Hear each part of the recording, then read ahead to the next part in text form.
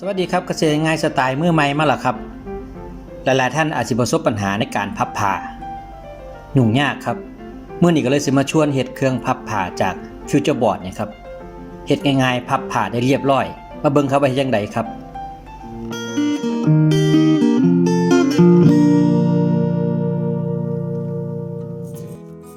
ขั้นตอนแรกครับ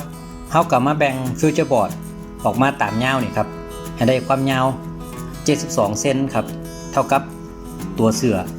ที่เฮาสิพับนะครับความยาวตัวเสือนะครับจากนั้นก็ตัดให้เรียบร้อยครับที่นี่เฮาก็สิแบ่งความยาว72 เซนออกเป็น2ส่วนนะครับเพื่อไว้เวลาเฮาพับเสือให้มันพับครึ่งเนาะเนี่ยเฮาก็แบ่งออกนะครับจากนั้นเฮาก็มาแบ่งในส่วนที่เฮาสิพับเป็นตัวเสือครับโดยผมจะให้ตัวเสือนี่อยู่ที่30 เซนกำลังพอดีครับแล้วก็ขอบข้างนี่ผมจะให้พับเข้ามาประมาณ 17.5 ครับประมาณนั้นนะครับเนี่ยโดยขอบข้างผมจะกรีดร่องนิดนึงเพื่อง่ายๆในการพับจากนั้นก็ทำการพับตามรอยขนาดที่เฮาเฮ็ดไว้นี่นะครับมาเบิ่งอัตราส่วนโดยสรุปครับความยาวที่เฮาได้ก็คือ72 เซนติเมตรเท่ากับความยาวเสือโดยทั่วไปครับความกว้างอยู่ที่65 เซนในตามฟิวเจอร์บอร์ดครับขอบข้างก็วัดเข้ามา 17.5 2 ข้างตัวเสือเฮาสิเฮ็ดที่30 เซนนะครับแล้วก็แบ่งครึ่งเสือออกมาเป็น2ท่อนก็คือ16 เซนนะครับมาเบิ่งวิธีการพับครับก็ง่ายๆครับเฮาใช้การกับเสือครับเอาด้านหลังขึ้นนะครับ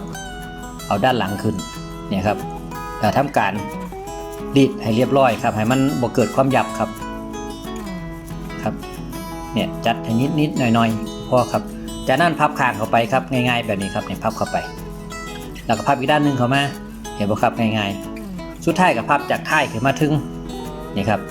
มาทับแค่นี้เรียบร้อยแล้วครับเนี่ยเสื้อ1 ตัวง่ายกว่าเก่าบ่ครับเนี่ยเป็นระเบียบปานเฮาซื้ออยู่ร้านเลยครับเอามาเบิ่งอีกตัวนึงครับเนี่ยตัวนี้ก็พับคือกันครับง่ายๆครับกลับด้านหลังขึ้นมาครับจัดระเบียบให้เรียบร้อยพับข้างซ้ายเข้านะครับพับข้างขวาเข้าเห็นไหมครับเนี่ยพับท้ายขึ้นมาทับปั๊บเรียบร้อยแล้วครับเนี่ยง่ายป่ะครับเนี่ยแล้วอีกตัวหนึ่งล่ะนะครับกรณีเสื้อที่เป็นผ้าลื่นๆเนาะอันนี้ก็พับได้ครับเนี่ยเสื้อพวกผ้าลื่นเสื้อกีฬาพวกนี้ครับเนี่ยเสื้อเล่นกีฬาเนี่ยอันนี้มันสิค่อนข้างพับยากเนาะมันสิรุดง่ายเนี่ยเขาก็จัดระเบียบคือเก่าครับพับข้างเข้าไปครับง่ายๆนะครับแต่ต้องซอยประคองน้ำด้วยครับเพราะว่าผ่าเนี่ยมันรุดง่ายนะครับเนี่ยปั๊บเข้าไปเห็นไหมครับเนี่ยครับก็จัดระเบียบให้เรียบร้อยแล้วก็ตัวท้ายเขาก็จับใช้เสือนิดนึงนะครับจัดร่องให้เรียบร้อยแล้วก็พับเข้ามาปั๊บเห็นไหมครับง่ายป่ะครับแล้วล่ะครับเนี่ยเสือเขาเฮ็ดง่ายๆครับผู้ชายกับพับได้ครับเด็กน้อยกับพับได้ครับแบบนี้ง่ายครับใส่ลูกใส่หลานพับได้ทั้งหมดนะครับนี่ครับจากการพับเสื่อเป็นเรื่องที่ยากเนาะครับ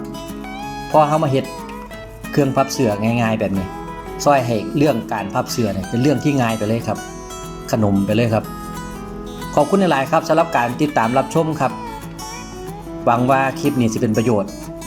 และนำไปใช้งานกันด้วยครับฝากกดไลค์กด Subscribe แล้วกดกระดิ่งแจ้งเตือนให้ด้วยครับเพื่อว่าผมเฮ็ดคลิปใหม่ๆออกมาสิบ่ได้พลาดครับพบกันใหม่คลิปหน้าครับสวัสดีครับ